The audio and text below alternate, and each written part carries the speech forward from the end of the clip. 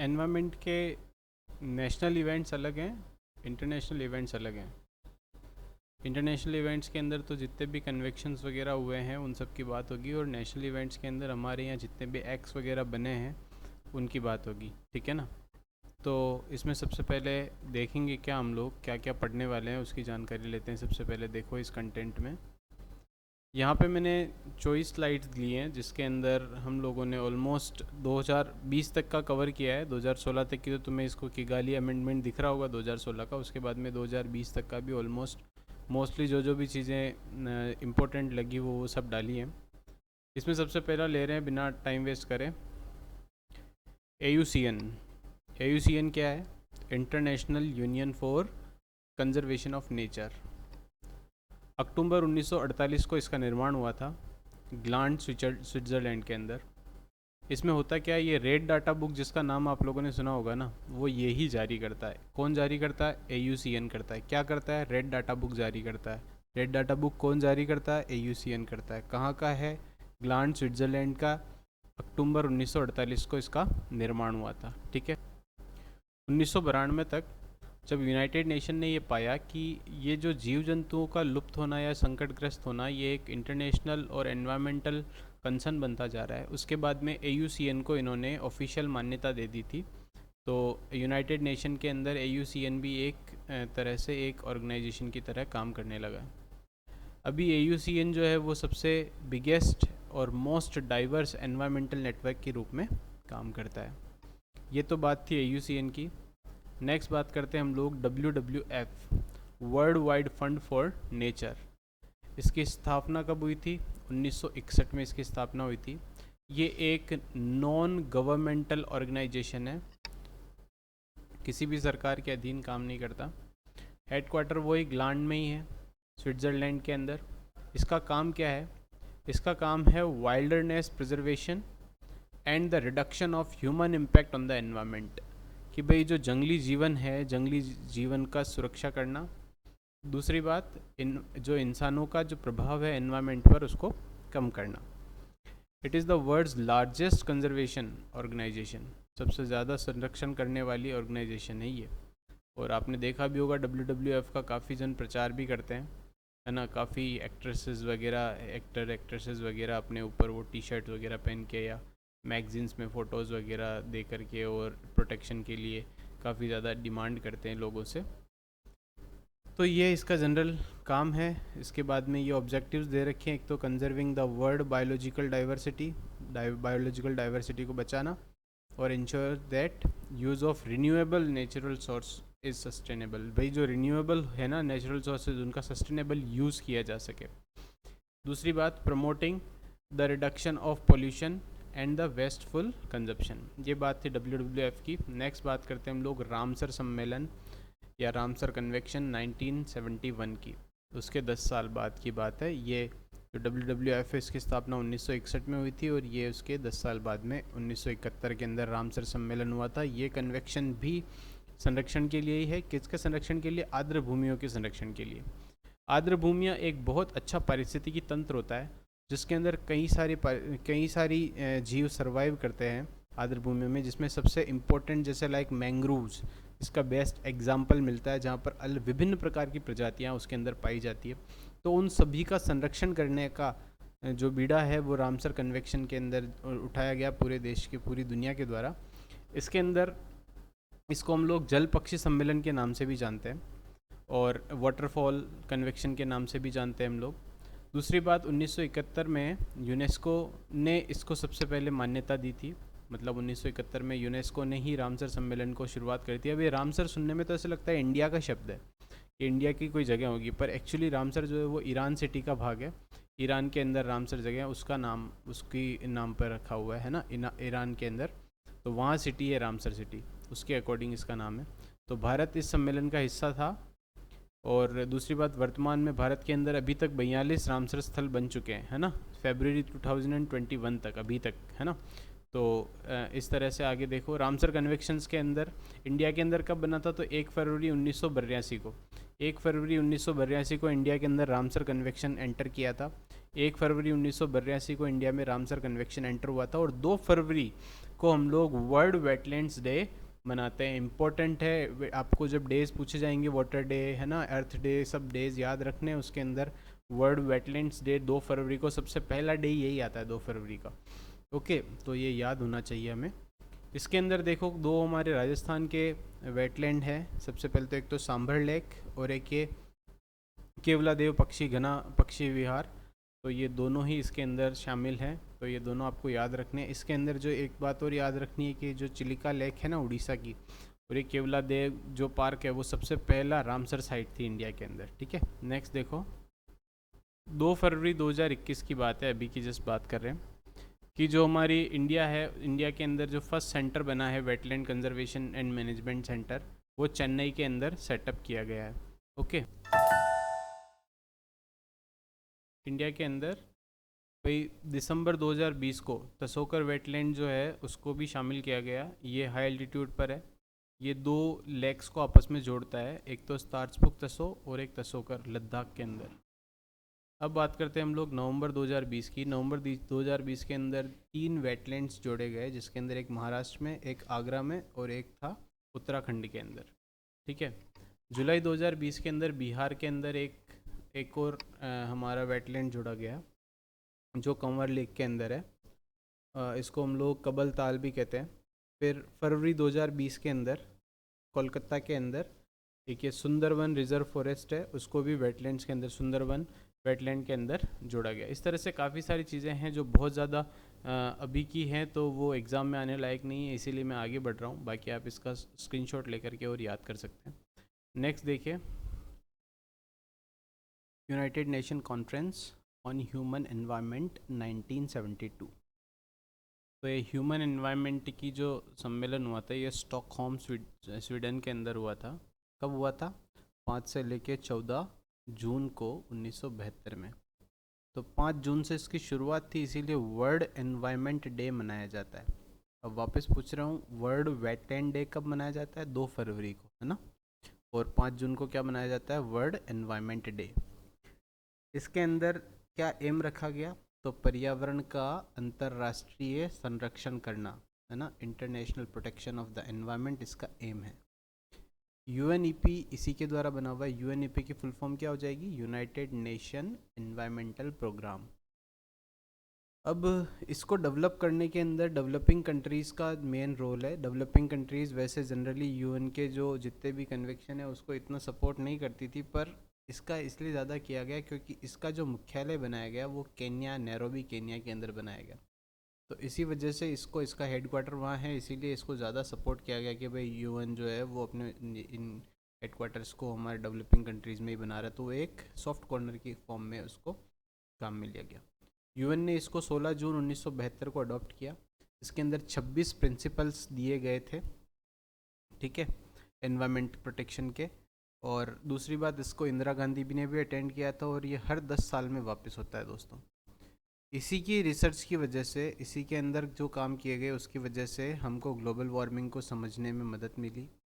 दूसरी बात, Kyoto protocol और पेरिस एग्रीमेंट, इसी के जितने भी रूल्स हैं उनको आगे फॉलो करते हैं, उसको आगे बढ़ाते हैं, जो कि मॉडर्न एनवायरमेंटलिज्म का एक रोल प्ले करते हैं उन दो प्रोटोकॉल्स की वजह से, क्योटो प्रोटोकॉल और पेरिस एग्रीमेंट की वजह से। नेक्स्ट देखो, नेक्स्ट है वन्य पशु और वनस्पति का लुप्तप्राय प्रजातियों का अंतर्राष्ट्रीय व्यापार का सम्मेलन, साइट्स।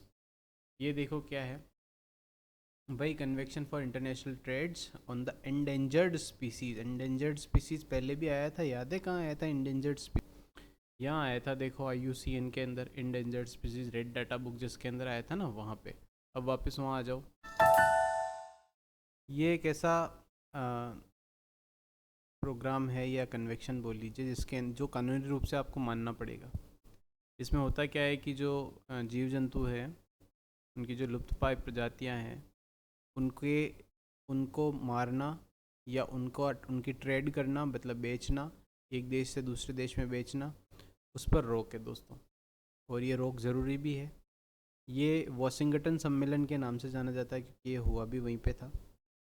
और कब इसको लागू किया गया था? तो जुलाई 1975 में इसको लागू किया गया था। ठीक है, नेक्स्ट देखो, प्रवासी प्रजातियों का सम्मेलन या कन्वेक्शन ऑफ माइग्रेंट स्पीसीज। आपने देखा होगा पक्षी एक देश से दूसरे देश के अंदर जाते हैं क्योंकि वो अपना हैबिटेट चेंज करते हैं, उनके मौसम के अकॉर्डिंग, उनके शरीर के तापमान के अकॉर्डिंग वो पूरी दुनिया में घूमते हैं। तो उनका संरक्षण करने के लिए ये बोन के अंदर कन्वेक्शन हुआ था, इसलिए इसे बोन कन्वेक्शन के नाम से जाना जाता है। यूएनईपी के तत्वाधान में होता है, भारत इसके अंदर 1983 से जुड़ा हुआ है। नेक्स्ट देखें, नैरोबी केन्या घोषणा पत्र 1982। इसके अंदर सबसे पहले सस्टेनेबल डेवलपमेंट की बात आई थी। तो सबसे पहले सस्टेनेबल डेवलपमेंट की बात कहाँ आई थी? नैरोबी केन्या घोषणा पत्र के अंदर 1982 में। ये तुम्हें पता होना चाहिए। स्टॉकहोम की 10वीं वर्षगांठ के अंदर इसका आयोजन किया गया था। स्टॉकहोम कन्वेंशन कब हुआ था? 1972 में। कब हुआ? 1972 के अंदर। तो उसके 10 साल बाद 1982, ये उसी का पार्ट है दोस्तों, क्योंकि उसके अंदर आपने देखा होगा उसमें लिखा था कि हर 10 साल के अंदर वापस से इसी तरह से कन्वेक्शन होगा। तो ये वापस आ गया नैरोबी केन्या के अंदर। अब नैरोबी केन्या के अंदर क्यों आ गया? क्योंकि अब वहाँ पे अपन ने देखा था कि वो उसका जो मुख्यालय था वो यहीं पे था, नैरोबी केन्या में। तो अब यहीं पर इसका नेक्स्ट ये सम्मेलन हुआ। इसके अंदर देखो क्या बोला गया है कि नैरोबी में हुए सम्मेलन में इस बात पर सहमति व्यक्त की गई कि पर्यावरण को जितना खतरा गरीबी से है उतना ही उपभोग की वस्तुओं और उपभोग के तरीकों से है। ये दोनों ही जनमानस को पर्यावरण के दोहन के लिए प्रेरित करती है। ठीक है ना, ये इसकी खास बात थी। तो उसी का वापस नियंत्रण, उसी को आगे बढ़ाते हुए पूरे दुनिया के अंदर फिर सस्टेनेबल डेवलपमेंट की बात होने लगी कि किस तरह से हम लोग पर्यावरण को बचाते हुए और नवीन जो हमारी तकनीकें हैं उनको वापस से हम लोग उसका उपभोग करें। इसकी बात इसके बाद ही प्रारंभ हुई। चलिए नेक्स्ट देखो, वियना संधि कन्वेक्शन 1985। ओजोन परत के संरक्षण के लिए इस संधि को किया गया था। ये बहुपक्षीय पर्यावरण संधि थी या समझौता था। बहुपक्षीय का मतलब है कि बहुत सारे देशों के बीच में, बहुत सारे पक्षों के बीच में इसको लागू किया गया था। 1985 के अंदर वियना सम्मेलन में इस पर सहमति बनी थी, पर लागू 1988 के अंदर हुआ था। इसके अंदर अनिवार्य न्यूनीकरण लक्ष्यों को शामिल नहीं किया गया था, क्योंकि कानूनी रूप से ये न्यूनीकरण लक्ष्य का मतलब है कि सारे देशों को ये पाबंद किया गया था कि आप ओजोन परत को क्षय करने वाली जो क्लोरोफ्लोरोकार्बन का उत्सर्जन है उसको रोको। तो जो भी और गैसेस हैं, जो भी और कंपोनेंट्स है जो ओजोन परत के क्षय के लिए जिम्मेदार हैं, उनको रोकने की बात इसके अंदर नहीं हुई थी। तो इसके अंदर केवल ओजोन परत के संरक्षण की बात करी गई थी। नेक्स्ट देखो, मॉन्ट्रियल प्रोटोकॉल 1987।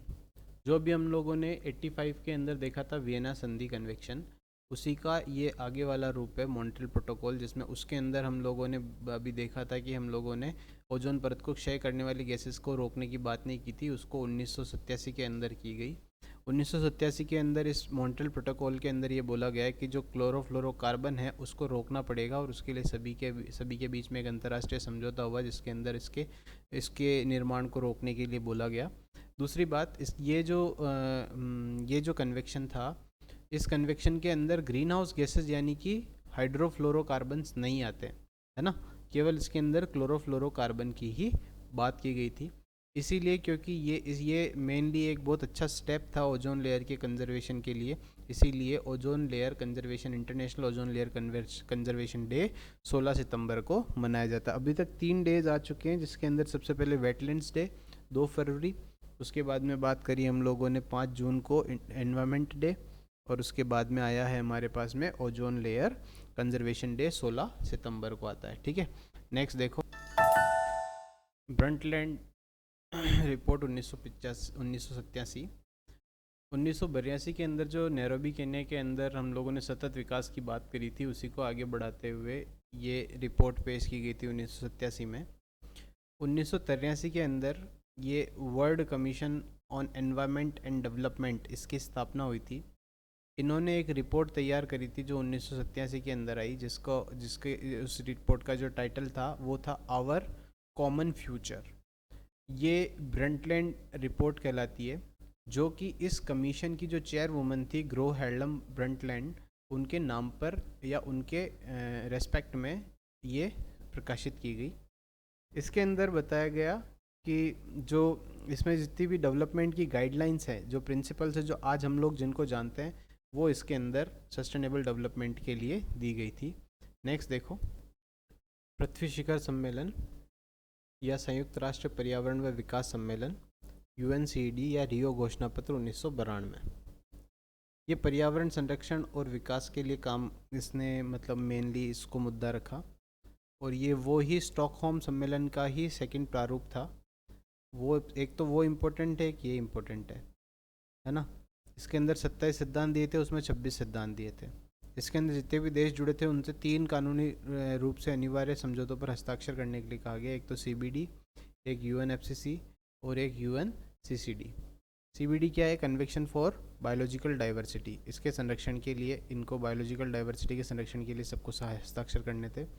UNFCCC जो है वो United nation framework of convention on climate change, और UNCCD जो है United nation convention on combat desertification. इनके ऊपर सबको हस्ताक्षर करने के लिए कहा गया था। इसमें से सबसे पहले अब बात करते हैं हम लोग एजेंडा 21। एजेंडा 21 की अगर बात करें तो एजेंडा 21 भी इसी का पार्ट था, जिसके अंदर हम लोगों ने सस्टेनेबल डेवलपमेंट, सतत विकास की बात करी थी। यह पृथ्वी सम्मेलन 1992 का ही परिणाम है। एजेंडा 21 21वीं सदी को दर्शाता है, और ये सभी के लिए अनिवार्य नहीं था। जो इसको मानना चाहे वो माने, सस्टेनेबल डेवलपमेंट की जो बात करना चाहे वो करे, और जो नहीं करना चाहे वो मत करे।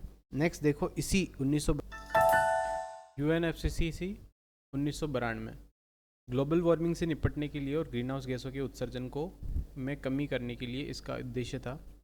पृथ्वी सम्मेलन 1992 में जो उत्पादित पर्यावरण सम्मेलन हुआ था, उसमें ये एक था 3 में से, आपको पता ही है। इसका सचिवालय है बॉन, जर्मनी में। इसको कानूनी रूप से अनिवार्यता नहीं है किसी को भी मानने के लिए, कोई भी मतलब किसी को भी फोर्स नहीं है। इसके अंदर 1997 में इसी के अंदर क्योटो समझौता हुआ था 1997 में। तो 1995 से ये लगातार चल रहा है। तो इसे हम लोग कॉप के नाम से जानते हैं ना। कॉप क्या है? Conference of parties. तो कॉप जो है अभी तक 25 COP हो चुके हैं। अभी तक 25 COP हो चुकी है। 1995 से ये लगातार काम कर रही है ऑर्गेनाइजेशन, ठीक है। नेक्स्ट देखो, ये है CBD। CBD भी 1992 के कन्वेंशन का ही पार्ट था। इसमें मेनली 3 लक्ष्य थे। पहला तो है जैव विविधता का संरक्षण, बायोडाइवर्सिटी को बचाना, क्योंकि हमारे दुनिया के अंदर इतने टाइप के एनिमल्स और प्लांट्स हैं जिनको बचाना ज़रूरी है, जो कि अलग अलग तरह का काम करते हैं और हमारे हैबिटेट को बनाए रखते हैं। दूसरी बात, इसके घटकों का स्थायी उपयोग करना। समझ में आ ही गया होगा ये चीज़ तो, कि भाई उन्हें बचाए रखेंगे ताकि वो हमेशा हमारे साथ रह सकें। तीसरी बात है कि आनुवांशिक संसाधनों से प्राप्त होने वाले लाभों का निष्पक्ष और न्याय संगत साझेदारी करना, कि अगर मान लो आपको कहीं पर भी नई प्रजाति मिलती है और उसकी कैरेक्टरिस्टिक्स आप स्टडी करते हो, तो उन सब की डिटेल जो है वो हर देश अलग अलग स्टडी नहीं करेगा। अगर किसी ने कर ली तो सभी देशों के साथ आप उसको साझा करोगे, ताकि उस लाइफ को बचाया जा सके और उसके अंदर होने वाले जो एक्सपेरिमेंट्स है उसका उस पर ज़्यादा एडवर्स इफेक्ट ना पड़े। दूसरी बात, ये कानूनी रूप से अनिवार्य, सभी को मानना है। अमेरिका ने इस पर हस्ताक्षर किए थे, पर इसकी अभी तक पुष्टि नहीं है कि इसने किए थे या नहीं किए थे, ठीक है ना। दूसरी बात, इसके लिए 2 प्रोटोकॉल और बने, जैव सुरक्षा कार्टेजना प्रोटोकॉल 2000 और नगोया प्रोटोकॉल 2010। ये भी इसी के ही पार्ट हैं, ठीक है। नेक्स्ट देखो, मरुस्थलीकरण का मुकाबला करने के लिए सम्मेलन हुआ था UNCCD 1994 में। इसका मुख्यालय भी बॉन, जर्मनी के अंदर ही है, जैसे UNFCCC का है। इसके अंदर एकमात्र भाई रियो एजेंडा 21 की जो सिफारिशें हैं ना, उससे ये सम्मेलन हुआ था। कानूनन रूप से अनिवार्य है ये भी। इसके अंदर जो है वो कनाडा बाहर निकले, क्योंकि वहाँ पे मरुस्थल्स है नहीं, इसीलिए बात करते हैं कि भाई वो इसमें पार्ट नहीं लेता है। नेक्स्ट बात करते हैं, यहाँ देखो मॉन्ट्रियल प्रोटोकॉल को वापस से। यहाँ पे आप देखोगे कि ग्रीन हाउस गैसें की इसके अंदर बात नहीं की गई थी, तो इसकी बात की गई नेक्स्ट क्योटो प्रोटोकॉल के अंदर। वो देखो, तो क्योटो प्रोटोकॉल 1997 मतलब COP3, इसका लक्ष्य क्या था? इसका लक्ष्य था कि ग्लोबल वार्मिंग या ग्रीन हाउस गैसेस की मात्रा से लड़ना, उनको कम करना। तो UNFCCC के तहत इसमें समझौता हुआ था, जो अपन ने ऊपर पढ़ा था, जब 1995 के अंदर पहला प्रोटोकॉल बना था, तब की बात थी। तो 2005 में इसको मेनली लागू कर दिया गया सभी देशों के अंदर ऑलमोस्ट, कि भाई जो ग्रीन हाउस गैसेज हैं उनकी मात्रा को आपको कम करना, ताकि ग्लोबल वार्मिंग से हम लड़ सकें। इसमें जो भी अनुलग्नक देश हैं उनका ये अनिवार्य लक्ष्य है कि ग्रीन हाउस। अच्छा, अनुलग्नक वन के देश कौन से हैं? जो जितने भी विकसित देश हैं, जितने भी विकसित देश हैं उनको अनुलग्नक 1 में रखा गया है। क्यों रखा गया है? क्योंकि ऐसा माना जाता है कि जो विकसित देश है वो सबसे पहले जिम्मेदार हैं ग्रीन हाउस गैसेस के उत्सर्जन के लिए, क्योंकि हमसे पहले उन्होंने सबसे ज़्यादा ग्रीन हाउस गैसेस दी है।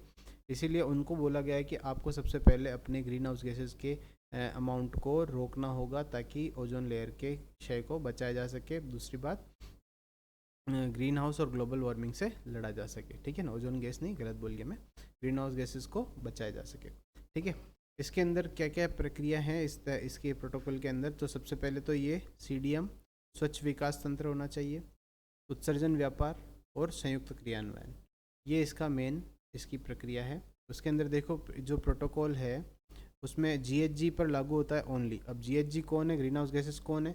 तो CO2, CH4, NO2, SF6, HFC क्या होता है? HFC है पर क्लोरो हाइड्रोकार्बन, है ना। HFC क्या है? हाइड्रोफ्लोरोकार्बन, है ना, हाइड्रोफ्लोरोकार्बन, ये बात याद रखना।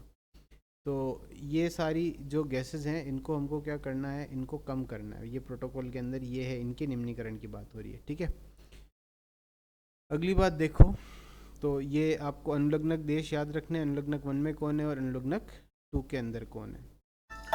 अनुलग्नक 1 के अंदर कौन से देश है? जो औद्योगिक देश हैं या पारंपरिक अर्थव्यवस्थाएं हैं जो पहले से ही चली आ रही है, जो ज़्यादा उत्सर्जन कर रही है, उनकी बात होती है, मैंने पहले ही बताया। अनुलग्नक 2 के अंदर कौन से देश आते हैं?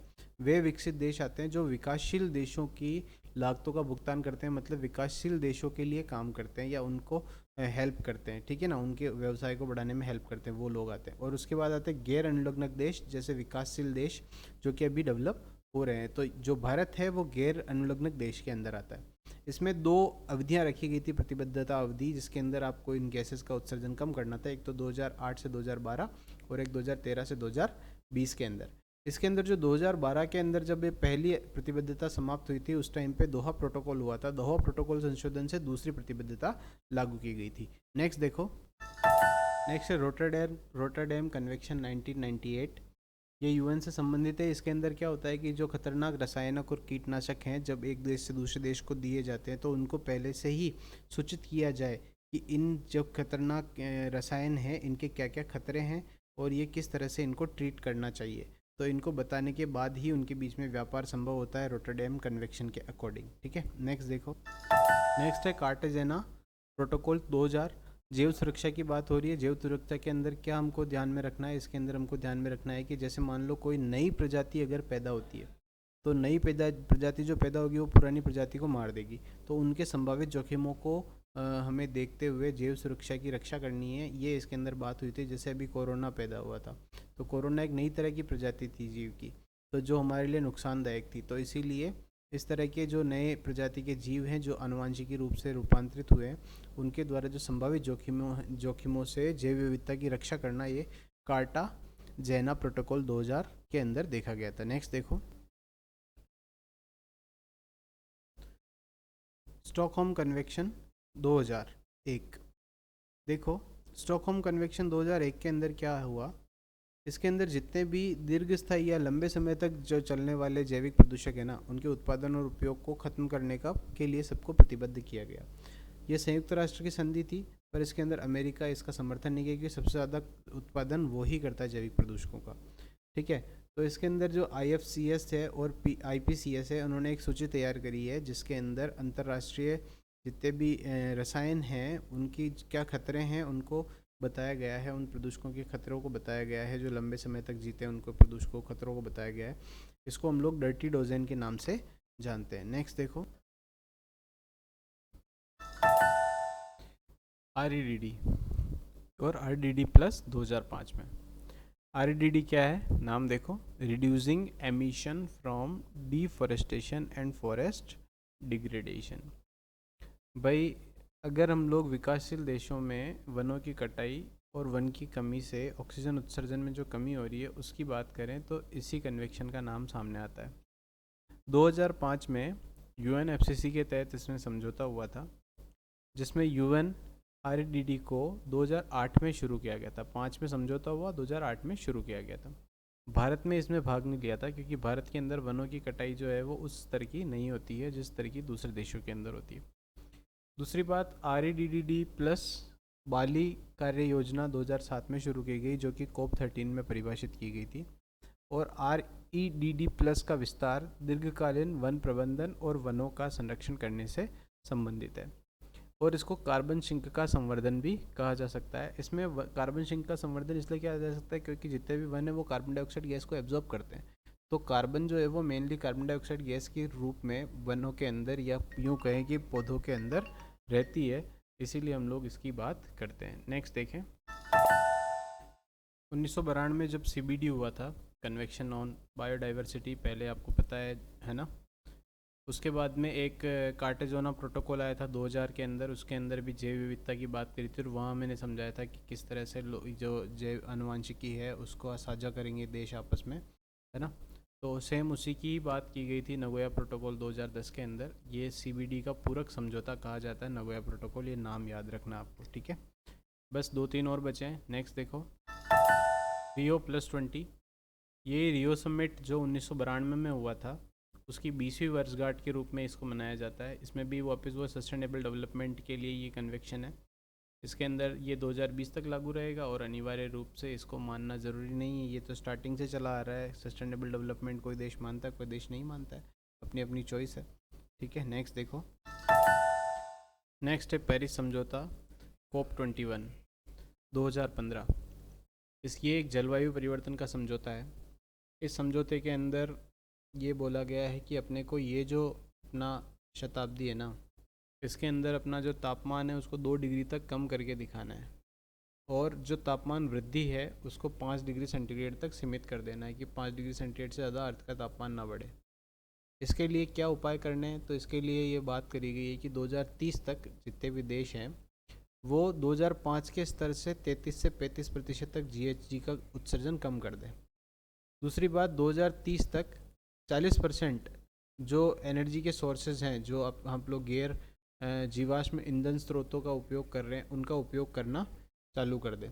जिसके अंदर हम लोग बात करते हैं, जैसे ये बैटरी से चलने वाली कारें इसी के रूप में आ रही है। 2030 तक भारत ने भी लक्ष्य बनाया कि 30% अपना GHG उत्सर्जन ख़त्म कर देंगे, है ना। 30% तक कारें जो है वो चेंज करके और इलेक्ट्रिक कारें लाने का लक्ष्य है। और इस तरह से ब्रिटेन ने तो ये लक्ष्य बना रखा है कि 2030 तक सारे ही चेंज करके और हम लोग वो इलेक्ट्रिक कारें ले आएंगे, सारी कारें हटा करके। इसमें वनाच्छादन, मतलब पेड़ ज़्यादा से ज़्यादा लगाने के लिए भी बल दिया गया है कि 2.5 से लेकर 3 बिलियन टन कार्बन डाइऑक्साइड के बराबर एक अतिरिक्त कार्बन सिंक बनाया जाएगा। मतलब ज़्यादा से ज़्यादा पेड़ लगाए जाएंगे, इतने पेड़ लगाए जाएंगे कि उसमें 2.3 से लेकर के 2.5 से लेकर के 3 बिलियन टन कार्बन डाइऑक्साइड वो एब्जॉर्ब कर ले, ठीक है। इसके अंदर जो नमूना है हमारा अमेरिका, उसने अपना नाम वापस ले लिया, क्योंकि अमेरिका की बस की बात नहीं है ये। अमेरिका केवल गंद फैला सकता है भैया।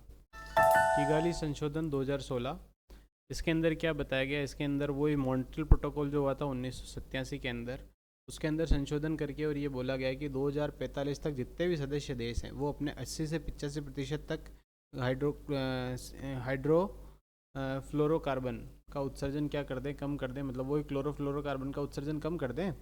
तो उसके उत्सर्जन कम करने से क्या होगा कि ओजोन परत के क्षय को काफ़ी कम किया जा सकता है, और 2019 तक ये सभी सदस्य देशों के लिए अनिवार्य कर दिया जाएगा किगाली संशोधन, ठीक है।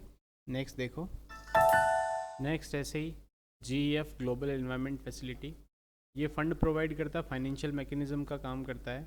किसके लिए करता है? CBD को, UNFCCC को, UNCCD को और POPs को।